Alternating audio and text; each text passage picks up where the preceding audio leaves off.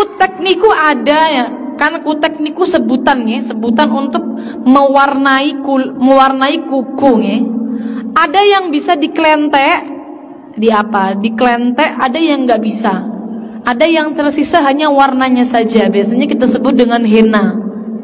Ada yang enggak, ada yang bisa diklentek.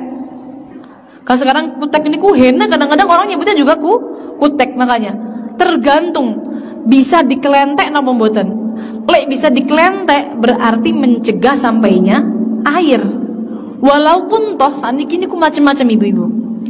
Sakniki niku ada yang namanya kutek tapi klaimnya halal. Halal wudu.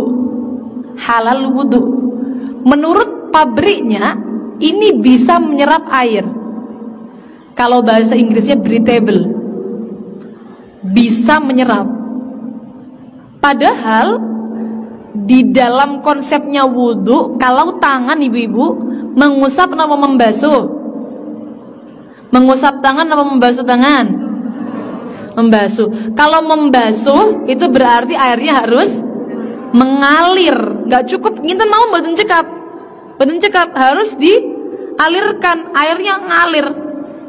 Nah, kalau semisal hanya diresapi mawon, kan belum sampai membasuh. Jadi kalau kutek, kiranya ibu-ibu pakai kutek, walaupun toh yang jual bilang kutek yang bisa diklentek loh nggih, yang bisa diklentek, walaupun toh yang jual ini ngaku ini boleh jenengan pakai wudu, kok bagusnya ndak usah nggih, pakainya kalau pas haid mawon. Jadi mboten usah dipakai ketika sholat, pas suci, pas akan sholat, pas mau wudu dihilangkan dulu.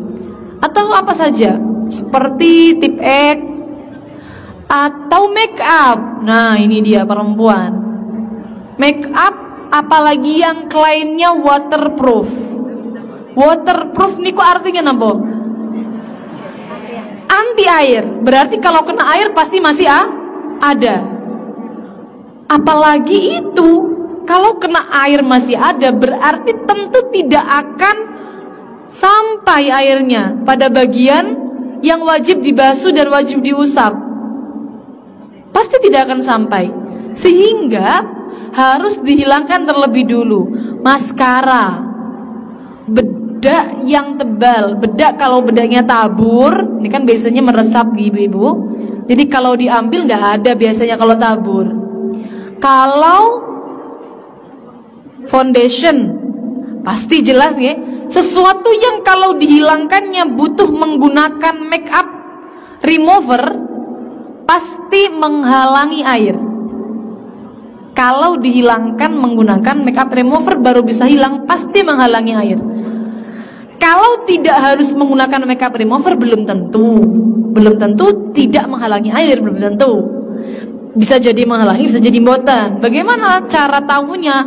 Ya semisal celak niku ibu-ibu nggih. Kalau celak niku, kalau celaknya tebal, kira-kira airnya tidak akan sampai pada kulitnya, maka berarti ya ditipiskan dulu. Semisal cuma tipis, kira-kira tidak sampai menghalangi air. Kalau sampai tebal pasti menghalangi. Jadi harus ditipiskan terlebih dulu, atau kalau lebih baik dihilangkan terlebih dulu. Mungkin yang setiap hari pakai alis harus dihilangkan terlebih dulu baru kemudian wudu. Lipstik pun juga begitu. Yang boleh tersisa semisal cuma tersisa warnanya mawon. Maksudnya bagaimana? Contoh, panjenengan tuh kan ada lip tint ya ibu-ibu, lip tint niku atau tinta panjenengan kalau coblosan, nah itu yang nempel tidak ada bendanya, hanya tersisa warnanya saja. Mungkin yang ibu-ibu gainane niku ten griyon damel yang berhubungan dengan sumbo. Napa sumbo? Kunir. Kunir napa sumbo damel jajan, sumbone abang. Sumbonya merah, perwarna makanannya merah. Tangannya merah. Nah, ini sisa warnanya saja. Kalau sisa warnanya saja maka tidak masalah. Tidak menghalangi air. Biasanya kalau sisa warnanya saja juga tidak akan merubah air. Tidak akan merubah air.